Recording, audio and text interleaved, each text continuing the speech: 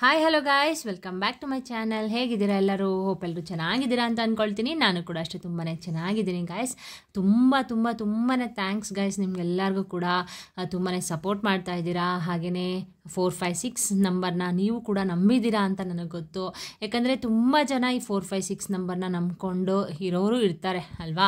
So ಅದಕ್ಕೋಸ್ಕರ ಹೇಳ್ತಾ ಇರೋದು, ಎಲ್ಲರೂ ಕೂಡ ಕಮೆಂಟ್ನ ಮಾಡ್ತಿದ್ದೀರಾ. ಹಾಗೆಯೇ ನನ್ನ ಮಾತಿಗೆ ಬೆಲೆ ಕೊಟ್ಟು ನೀವೆಲ್ಲರೂ ಕೂಡ ಒಂದು ಲೈಕ್ಸ್ನ ಕೊಡ್ತಾ ಇದ್ದೀರಾ ಅಂತ ಅಂದರೆ ಇನ್ನೊಬ್ರ ಕಷ್ಟಕ್ಕೆ ನೆರವಾಗ್ತಿದ್ದೀರಾ ಅಂತ, ನನಗೋಸ್ಕರ ಅಲ್ಲ, ಇನ್ನೊಬ್ರ ಕಷ್ಟಕ್ಕೆ ನೆರವಾಗ್ತಿದ್ದೀರಾ ಅಂತ ತುಂಬಾ ಖುಷಿ ಆಗ್ತಾ ಇದೆ. ಎಲ್ಲರಿಗೂ ಕೂಡ ಯಾರ್ಯಾರು ಲೈಕ್ಸ್ ಕೊಡ್ತಾ ಇದ್ದೀರಾ ಆ್ಯಂಡ್ ಯಾರ್ಯಾರು 456 ಅಂತ ಕಮೆಂಟ್ ಮಾಡ್ತಿದ್ರಿ ಎಲ್ಲರಿಗೂ ಕೂಡ ತುಂಬಾ ಧನ್ಯವಾದಗಳನ್ನ ತಿಳಿಸ್ತೀನಿ. ಹಾಗೆಯೇ ಇವತ್ತಿನ ವಿಡಿಯೋನ ಸ್ಟಾರ್ಟ್ ಮಾಡ್ಕೊಳ್ತೀನಿ. ಅದಕ್ಕಿಂತ ಮುಂಚೆ ನಾನು ಡೈಲಿ ನಿಮಗೆ ಹೇಳೋ ಥರನೇ ದಯವಿಟ್ಟು ಒಂದು ಲೈಕ್ ಮಾಡಿ ಇನ್ನೊಬ್ರ ಕಷ್ಟಕ್ಕೆ ನೆರವಾಗಿ, ಓಕೆನಾ?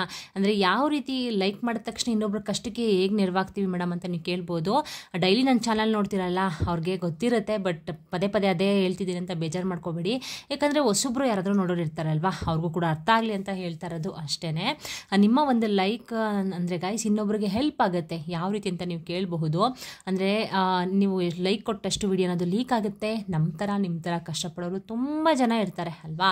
ವಿಡಿಯೋ ಲೀಕ್ ಆಗುತ್ತೆ, ಎಲ್ಲರಿಗೂ ಕೂಡ ಯಾರ್ಯಾರು ಕಷ್ಟದಲ್ಲಿ ಇರ್ತಾರೆ ಅವರೆಲ್ಲರೂ ಕೂಡ ಇಂತಹ ರೆಮಿಡಿಗಳನ್ನ ನೋಡಿಕೊಂಡು ಅವರು ಕೂಡ ಅವ್ರ ಕಷ್ಟಗಳನ್ನ ಕಳ್ಕೊಂಡ್ರೆ ಒಳ್ಳೆಯದು ಅಲ್ವಾ. ಅಂತಂದರೆ ನಾವು ಒಬ್ರಿಗೆ ಹೆಲ್ಪ್ ಮಾಡಿದ್ರೆ ದೇವರು ಇನ್ನೊಂದು ನಮಗೆ ಕಷ್ಟ ಅಂತ ಬಂದಾಗ ಇನ್ನೊಬ್ಬರ ಕಡೆಯಿಂದ ಹೆಲ್ಪ್ ಮಾಡಿಸ್ತಾರೆ ಅನ್ನೋದು ನನ್ನ ಭಾವನೆ. ಆ್ಯಂಡ್ ನಾನು ಅದನ್ನು ನಂಬ್ಕೊಂಡಿದ್ದೀನಿ, ಓಕೆನಾ? ಓಕೆ ಗಾಯ್ಸ್, ಬನ್ನಿ ತಡ ಮಾಡ್ದೇ ಈ ವಿಡಿಯೋನ ಸ್ಟಾರ್ಟ್ ಮಾಡ್ತೀನಿ. ಅದಕ್ಕಿಂತ ಮುಂಚೆ ಗಾಯ್ಸ್, ತುಂಬ ಜನ ಸಬ್ಸ್ಕ್ರೈಬ್ ಮಾಡ್ಕೋತಾ ಇದ್ದೀರಾ, ತುಂಬಾ ಖುಷಿ ಆಗ್ತದೆ. ನನ್ನ ಫ್ಯಾಮಿಲಿಗೆ ಯಾರ್ಯಾರು ಹೊಸ್ದಾಗಿ ಜಾಯ್ನ್ ಆಗಿದ್ದೀರಾ ಎಲ್ಲರಿಗೂ ಕೂಡ ತುಂಬ ಹೃದಯದ ಧನ್ಯವಾದಗಳನ್ನ ತಿಳಿಸ್ತೀನಿ. ಹಾಗೆಯೇ ಹೊಸ್ದಾಗಿ ನನ್ನ ಚಾನಲ್ ಯಾರು ನೋಡ್ತಾ ಇದ್ದೀರಾ ಅವರೆಲ್ಲರೂ ಕೂಡ ಸಬ್ಸ್ಕ್ರೈಬ್ ಮಾಡಿಕೊಂಡು ಸಪೋರ್ಟ್ ಮಾಡಿ ಅಂತ ಕೇಳ್ಕೊಳ್ತಾ ಇವತ್ತಿನ ವಿಡಿಯೋನ ಸ್ಟಾರ್ಟ್ ಮಾಡ್ಕೊಳ್ತೀನಿ. ಗೈಸ್, ಏನಪ್ಪ ಅಂತಂದರೆ ನಾನು ಲಾಸ್ಟು ಒಂದು ವಿಡಿಯೋನ ಹಾಕಿದ್ದೆ, ಅಂದರೆ 456 ನಂಬರ್ ಬಗ್ಗೆ ಒಂದು ವಿಡಿಯೋನ ಹಾಕಿದ್ದೆ ಆಯಿತಾ. ಅದಕ್ಕೆ ತುಂಬ ಚೆನ್ನಾಗಿ ರೆಸ್ಪಾನ್ಸ್ ಬಂದಿದೆ. ಹಾಗೆಯೇ ತುಂಬ ಜನ ಕ್ವಶನ್ಸ್ನ ಕೇಳಿದ್ದೀರಾ ಆಯಿತಾ. ಇದು ಒಂದು ದೈವಿಕ ಶಕ್ತಿ ನಂಬರ್ ಗಾಯ್ಸ್ ಆಯಿತಾ. ಸೊ ತುಂಬ ಜನ ಕ್ವಶನ್ನ ಕೇಳಿದ್ದೀರಾ. ಅಂದರೆ ಆ ವಿಡಿಯೋದಲ್ಲಿ ಕಮೆಂಟ್ಸ್ಗೂ ಕೂಡ ನಾನು ಕಮೆಂಟ್ಸ್ ಮಾಡಿದ್ದೀರಾ, ನಾನು ಅದಕ್ಕೂ ಕೂಡ ಆನ್ಸರ್ ಮಾಡಿದ್ದೀನಿ. ಆದರೆ ಇನ್ನೂ ಕೆಲವೊಬ್ಬರು ತುಂಬ ಕ್ವಶನ್ಸ್ ಬರ್ತಾನೆ ಇದೆ. ಅದಕ್ಕೋಸ್ಕರ ಈ ರೀತಿ ನಿಮ್ಮ ಕ್ವಶನ್ಸಿಗೆ ಆನ್ಸರ್ನ ಮಾಡೋಣ ಅಂತ ಅಂದ್ಬಿಟ್ಟು ಒಂದು ವಿಡಿಯೋನ ಮಾಡ್ತಾ ಇದ್ದೀನಿ. ಇನ್ನೂ ಏನಾದರೂ ಅಂದರೆ ಇವತ್ತು ಯಾವುದ್ಯಾವುದು ಕ್ವಶನ್ಸ್ ಇದೆ ಅದೆಲ್ಲನೂ ಕೂಡ ನಾನು ಎಕ್ಸ್ಪ್ಲೇನ್ ಮಾಡ್ತೀನಿ ಯಾವ್ಯಾವ ರೀತಿ ಅಂತ. ಅಕಸ್ಮಾತ್ ಇನ್ನೂ ಏನಾದರೂ ಬೈ ಮಿಸ್ ಆಗಿಬಿಟ್ಟಿದ್ರೆ ಅದನ್ನು ನೀವು ಕಮೆಂಟ್ ಮಾಡಿ, ಕಮೆಂಟಲ್ಲಿ ನಾನು ಆನ್ಸರ್ನ ಮಾಡ್ತೀನಿ. ಅದಕ್ಕಿಂತ ಮುಂಚೆ ಗಾಯ್ಸ್ 456 ಅಂತ ಕಮೆಂಟ್ ಮಾಡೋದನ್ನ ಮರಿಬೇಡಿ ಆಯಿತಾ. ಈ ದೈವಿಕ ಶಕ್ತಿ ನಂಬರ್ 456 ಏಂಜಲ್ ನಂಬರ್ಸ್ ಎಲ್ಲರಿಗೂ ಕೂಡ ಒಳ್ಳೇದು ಮಾಡಲಿ. ಯಾರ್ಯಾರು ನನ್ನ ವಿಡಿಯೋ ನೋಡ್ತಾ ಇದ್ದೀರಾ, ಯಾರ್ಯಾರು ಲೈಕ್ ಕೊಡ್ತಾ ಇದ್ದೀರಾ ಆ್ಯಂಡ್ ಯಾರ್ಯಾರು ಕಮೆಂಟ್ ಮಾಡ್ತಾ ಇದ್ದೀರಾ, ಸಬ್ಸ್ಕ್ರೈಬ್ ಮಾಡ್ಕೊಳ್ತಾ ಇದ್ದೀರಾ, ಎಲ್ಲರಿಗೂ ಕೂಡ ದೈವಿಕ ಶಕ್ತಿ ನಂಬರ್ ಒಳ್ಳೇದು ಮಾಡಲಿ ಅಂತ ಹೇಳ್ತಾ ಇವತ್ತಿನ ವಿಡಿಯೋನ ಸ್ಟಾರ್ಟ್ ಮಾಡ್ಕೊಳ್ತೀನಿ. ಗೈಸ್, ಏನಪ್ಪ ಅಂತ ಅಂದರೆ ಈ ನಮಗೆ ಸುಖ ಜೀವನ ಸಿಗಬೇಕು, ನಾವು ಕೂಡ ಎಲ್ಲರ ಥರನೂ ತುಂಬ ಚೆನ್ನಾಗಿ ಬದುಕಬೇಕು, ಒಂದು ಸುಖ ಅನ್ನೋದು ನಮಗೆ ಸಿಗಬೇಕು ಅಂತಂದರೆ ನಾವು ಕಷ್ಟಪಡೋದಕ್ಕೆ ರೆಡಿಯಾಗಿರಬೇಕು ಅಲ್ವಾ. ಸುಮ್ಮನೆ ಎಲ್ಲನೂ ಸಿಕ್ಬಿಡಲ್ಲ ಅಲ್ವಾ. ನಾವು ಕಷ್ಟಪಟ್ಟರೆ ನಮಗೆಲ್ಲ ಸಿಗೋದು. ಅದೇ ರೀತಿ ಗಾಯ್ಸ್, ಈ ಒಂದು ಪೂಜೆನ, ಈ ಒಂದು ಮ್ಯಾನಿಫೆಸ್ಟೇಷನ್ನ ನೀವು ಮಾಡ್ಕೊಳ್ಬೇಕು ಅಂತ ಅಂದರೆ ನೀವು ತುಂಬಾ ಕಷ್ಟಪಡಬೇಕಾಗತ್ತೆ. ಅಂದರೆ ತುಂಬಾ ಕಷ್ಟ ಅಂದರೆ ಅಷ್ಟೊಂದೇನು ಕಷ್ಟ ಅಲ್ಲ ಗಾಯ್ಸ್. ಯಾವ ರೀತಿ ನೀವು ಇದನ್ನು ಮಾಡ್ಕೊಳ್ಬೇಕು ಆ್ಯಂಡ್ ಎಷ್ಟು ದಿನ ಬರೀಬೇಕು. ಹಾಗೆಯೇ ತುಂಬ ಜನ ಕ್ವಶನ್ನ ಕೇಳಿದ್ದೀರಾ, ಎಕ್ಸ್ಪ್ಲೇನ್ ಮಾಡ್ತೀನಿ ನಾನು ಅದನ್ನು. ನೋಡಿ, ಇವಾಗ ನಮಗೆ ಸುಖ ಜೀವನ ಸಿಗಬೇಕು ಅಂತ ಅಂದರೆ ನಾವೇನು ಮಾಡಬೇಕು ಹೇಳಿ? ಕಷ್ಟಪಡಬೇಕು ಅಲ್ವಾ. ಕಷ್ಟಪಡಬೇಕು.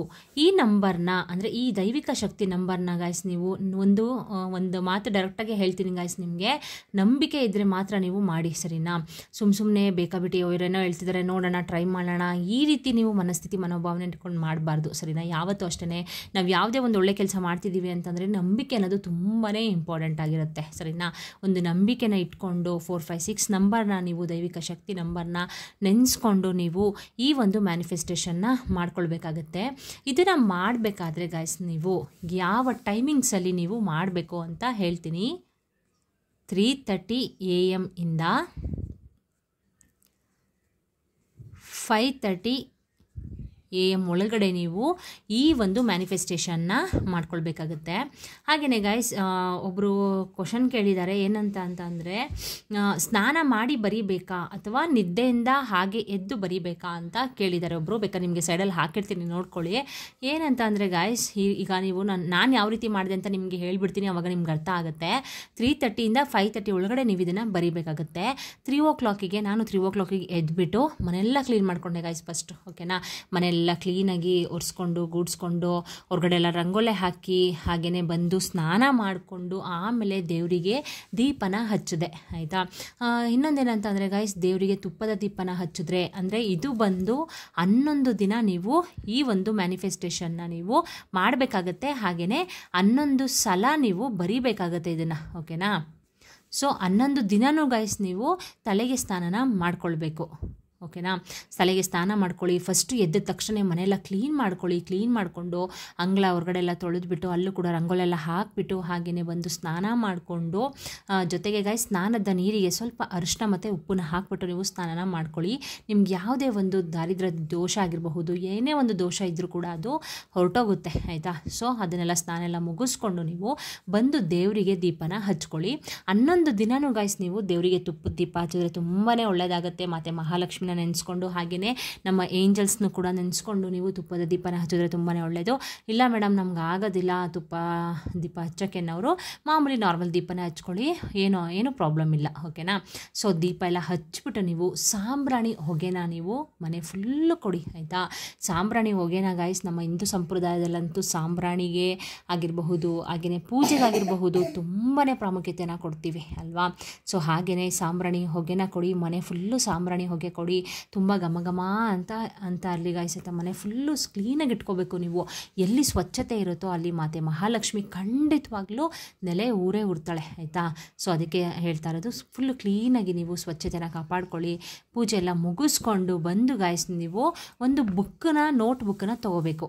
ಹೊಸ ನೋಟ್ಬುಕ್ನ ತೊಗೊಳ್ಳಿ. ಹೊಸ ನೋಟ್ಬುಕ್ಗೆ ಹಾಕಬೇಕು. ಅದನ್ನು ನೀವು ಈ ರೀತಿ ಬರೀಲಿಕ್ಕೆ ಮಾತ್ರ ನೀವು ಯೂಸ್ ಮಾಡಬೇಕು. ಬೇರೆ ಯಾವುದಕ್ಕೂ ಕೂಡ ಆ ಬುಕ್ಕನ್ನ ಯೂಸ್ ಮಾಡೋಕ್ಕೆ ಹೋಗಬೇಡಿ. ಹಾಗೆ ಒಬ್ಬರು ಕ್ವಶನ್ ಕೇಳಿದ್ದಾರೆ, ಒಂದೇ ಪೇಪರಲ್ಲಿ ಬರೀಬೇಕಾ ಅಥವಾ ದಿನ ಒಂದೊಂದು ಪೇಪರಲ್ಲಿ ಬರೀಬೇಕಾ ಮೇಡಮ್, ಕೊನೆಯಲ್ಲಿ ಪೇಪರ್ನ ಏನು ಮಾಡಬೇಕು ಅಂತ ಕೇಳಿದ್ದಾರೆ. ಪೇಪರೆಲ್ಲ ಏನು ಯೂಸ್ ಮಾಡೋಕ್ಕೆ ಹೋಗ್ಬಿಡಿ, ಒಂದು ಬುಕ್ಕನ್ನೇ ತೊಗೊಬಿಟ್ರೆ ಬೆಟರ್. ಓಕೆನಾ, ಒಂದು ನೋಟ್ಬುಕ್ಕನ್ನ ತೊಗೊಂಡು ಅದರಲ್ಲಿ ನೀವು ಬರೀಬೇಕಾಗುತ್ತೆ. ಹಾಗೆಯೇ ಯಾವ ಕಲರ್ ಪೆನ್ನ ಯೂಸ್ ಮಾಡಬೇಕು ಅಂತ ಕೇಳಿದ್ದಾರೆ ಒಬ್ಬರು. ಸರಿನಾ, ನೀವು ಅಂತಂದರೆ ಗೈಸ್ ಬ್ಲೂ ಕಲರ್ ಯೂಸ್ ಮಾಡಿ, ಏನೂ ತೊಂದರೆ ಇಲ್ಲ. ಬ್ಲೂ ಕಲರ್ ಯೂಸ್ ಮಾಡ್ಕೊಳ್ಳಿ.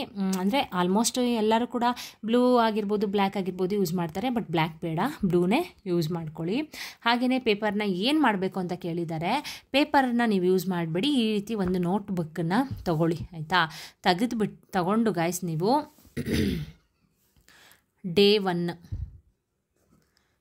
1 ನೀವು ನಿಮ್ಮ ಕಷ್ಟ ಏನಿದೆ, ಈಗ ನಿಮಗೆ ಯಾರೋ ಒಬ್ಬರು ದುಡ್ಡು ಕೊಡಬೇಕಾಗಿರುತ್ತೆ. ಆಯಿತಾ, ಈ ರೀತಿ ನಮಗೆ ದುಡ್ಡು ಕೊಡಬೇಕು, ಅದು ವಾಪಸ್ ಬರಬೇಕು, ಇಲ್ಲ ನನ್ನ ಸಾಲ ಏನಾದರೂ ತೀರಬೇಕು, ನನ್ನ ಸಾಲ ಬೇಗನೆ ತೀರಬೇಕು, ನನಗೆ ಮನೆ ಕಟ್ಟಬೇಕು, ಈ ರೀತಿ ನಿಮ್ಮ ಕಷ್ಟ ಏನಿದೆ ಅದನ್ನು ನೀವು 11 days, ಓಕೆನಾ, 11 days 11 times ನೀವು ಬರಿಬೇಕಾಗತ್ತೆ. ಒಂದು ದಿನಕ್ಕೆ ನೀವು 11 times ಬರೀರಿ. ಹಾಗೆಯೇ 11 days ಬರಿಬೇಕಾಗತ್ತೆ. ಅರ್ಥ ಆಯಿತು ಅಂತ ಅಂದ್ಕೊಳ್ತೀನಿ. ಇದನ್ನು ಬರಿಬೇಕಾದ್ರೆ ಗೈಸ್ ನೀವು ಈ 4, 5, 6 ದೈವಿಕ ಶಕ್ತಿನ ನೀವು ಅಂದರೆ ಏಂಜಲ್ಸ್ನ ನೀವು ಕೇಳಿಕೊಂಡು ನಿಮ್ಮ ಕಷ್ಟ ಏನಿದೆ ಅಂದರೆ ಒಂದಿನ ಮಾತ್ರ ನೀವು ಇದು ಮಾಡಬೇಕು. ಆಯಿತಾ, ಈಗ ನನಗೆ ಮನೆಯೂ ಕಟ್ಟಬೇಕು, ಈ ಕಡೆ ಸಾಲ ಕೊಟ್ಟಿದ್ದೀನಿ ಅದನ್ನು ನನಗೆ ರಿಟರ್ನ್ ವಾಪಸ್ ಬರಬೇಕು, ಆ ರೀತಿಯೆಲ್ಲ ನೀವು ಒಂದೇ ಒಂದು ಕೋರಿಕೆನ ನೀವು ಬರಿಬೇಕಾಗತ್ತೆ. ಎಲ್ಲನೂ ಬರಿಬೇಡಿ, ಒಂದೇ ಒಂದು ಯಾವುದು ನಿಮಗೆ ಎಮರ್ಜೆನ್ಸಿ ಇದೆ ಅದನ್ನು ನೀವು ಬರ್ಕೊಳ್ಳಿ. ಆಯಿತಾ, ಬರೆದುಬಿಟ್ಟು ಗೈಸ್ ನೀವು 11 ಸಲ ಬರೀರಿ. ಬರೆದುಬಿಟ್ಟು ದೇವ್ರಿಗೆ ಒಪ್ಪಿಸ್ಬಿಡಿ. ನೀವು ನನ್ನ ಕಷ್ಟ ಈ ಥರ ಇದೆ, ನಾನು ಬರೆದಿದ್ದೀನಿ. ಹಾಗೆಯೇ ಯಾಕೆ 3:30 5:30 ಒಳಗಡೆ ಬರೀಬೇಕು ಅಂತ ಹೇಳ್ತೀನಿ. ನಾನು ಆಲ್ರೆಡಿ ಆ ವಿಡಿಯೋದಲ್ಲಿ ಹೇಳಿದ್ದೀನಿ. ಅಂದರೂ ಹೊಸ್ದಾಗಿ ಯಾರು ನೋಡ್ತಾ ಇದ್ರೆ ಅಂತ ಮತ್ತೆ ರಿಪೀಟ್ ಮಾಡ್ತೀನಿ.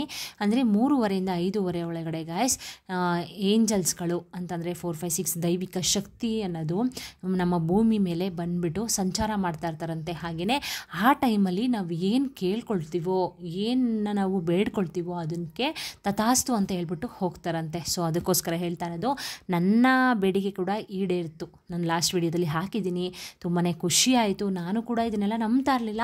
ಬಟ್ ಒಂದ್ಸಲ ಎಕ್ಸ್ಪರಿಮೆಂಟ್ ಮಾಡಿ ನಾನು ಎಕ್ಸ್ಪೀರಿಯೆನ್ಸ್ನ ತೊಗೊಂಡು ನನಗೇನಾದರೂ ಓಕೆ ಸಕ್ಸಸ್ಫುಲ್ ಆಯಿತು ಅಂದರೆ ಮಾತ್ರ ನಾನು ನಿಮಗೆ ತಿಳಿಸ್ಕೊಡುವಂಥದ್ದು. ಸುಮ್ಮನೆ ಇವರು ಹೇಳ್ತಿದ್ದಾರೆ ಅಂತ ನಾನು ನಿಮ್ಗೆ ಆ ಥರ ತಿಳಿಸ್ಕೊಡೋದಿಲ್ಲ ಗೈಸ್. ನಾನು ಒಂದ್ಸಲ ಎಕ್ಸ್ಪರಿಮೆಂಟ್ನ ತೊಗೋತೀನಿ.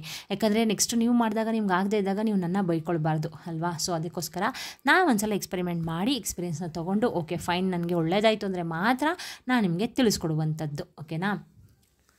ಸೊ ಅದಕ್ಕೆ ನಿಮ್ಗೆ ಹೇಳ್ತಾ ಇರೋದು 3:30 ಇಂದ 5:30 ಒಳಗಡೆ ಇದನ್ನು ಬರೀಬೇಕು. ಬರೆದುಬಿಟ್ಟು ಗಾಯ್ಸ್ ನೀವು ದೇವ್ರಿಗೆ ಒಪ್ಪಿಸ್ಬಿಡಿ.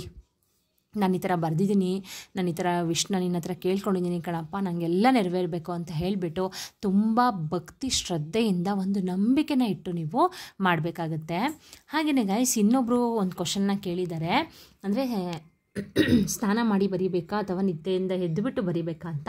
ಸ್ನಾನ ಮಾಡಬೇಕು. ಯಾಕಂದರೆ ನಾವು ಒಂದು ಒಳ್ಳೆ ಕೆಲಸ ಮಾಡ್ತಾಯಿದ್ದೀವಿ ಅಂತಂದರೆ ಸ್ವಚ್ಛತೆ ಅನ್ನೋದು ಬಹಳ ಮುಖ್ಯ ಅಲ್ವಾ. ನಮ್ಮ ಮನಸ್ಸು ಅಲ್ಲದೆ ನಮ್ಮ ದೇಹ ಕೂಡ ಸ್ವಚ್ಛವಾಗಿ ಇರಬೇಕು. ಅದು ಅಲ್ಲದೆ ಪೂಜೆನ ಮಾಡಿಬಿಟ್ಟು ನೀವು ಬರೀಬೇಕಾಗತ್ತೆ. ಸುಮ್ಮನೆ ಹಾಗೆ ಬರೆಯೋಕ್ಕೆ ಹೋಗಬೇಡಿ. ಹಾಗೆ ಇನ್ನೊಬ್ಬರು ಕೇಳಿದ್ದಾರೆ 456 ನೋಟ್ ಸಿಕ್ಕಿದೆ ಮೇಡಮ್, ನನಗೆ ನೋಟು ಸಿಕ್ಕಿದೆ, ಏನು ಮಾಡಬೇಕು ಅಂತ ಒಬ್ಬರು ಕಮೆಂಟ್ನ ಮಾಡಿದರು. ಆಯಿತಾ. 456 ನೋಟು ಸಿಕ್ಕಿದೆ ಅಂತಂದರೆ ಗಾಯ್ಸ್ ನಿಮ್ಮಷ್ಟು ಅದೃಷ್ಟವಂತರು ಯಾರೂ ಇಲ್ಲ ಅಂತಲೇ ಹೇಳ್ಬೋದು. ಆಯಿತಾ.